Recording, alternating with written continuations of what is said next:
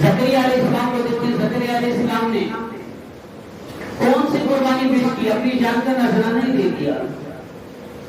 جب آرا چلنے لگا درخت پہ، آپ لوگ آپ کے پیچھے پڑے ہوئے تھے قتل کرنے کے لیے، آپ نے درخت کے اندر پناہ لی، درخت میں گئے تو اوپر سے آرا چلوایا گیا۔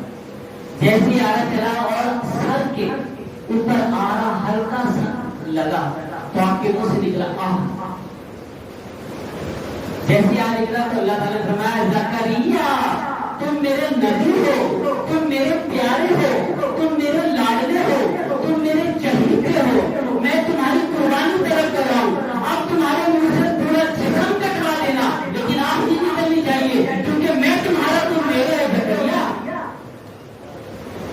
تو دیکھو قربانی کیسی تھی کہ پورا جسم کٹتا چلا گیا، لیکن زکریا علیہ السلام نے منہ سے آواز نہیں نکالی اور پورے جسم کے دو ٹکڑے بیچ میں سے کروا دیے۔ قربانی ہے، قربانی۔ جو قومیں قربانی دیتی ہیں وہ قومیں ترقی کرتی ہیں۔ جو لوگ قربانی پیش کرتے ہیں وہ اللہ کی بارگاہ میں مقبول ہوتے ہیں۔ جن کو اللہ تعالیٰ آزمائش میں ڈالتا ہے اور وہ آزمائش میں پورے کر جائے، اللہ کے مقبول ترین بندے بن جاتے ہیں۔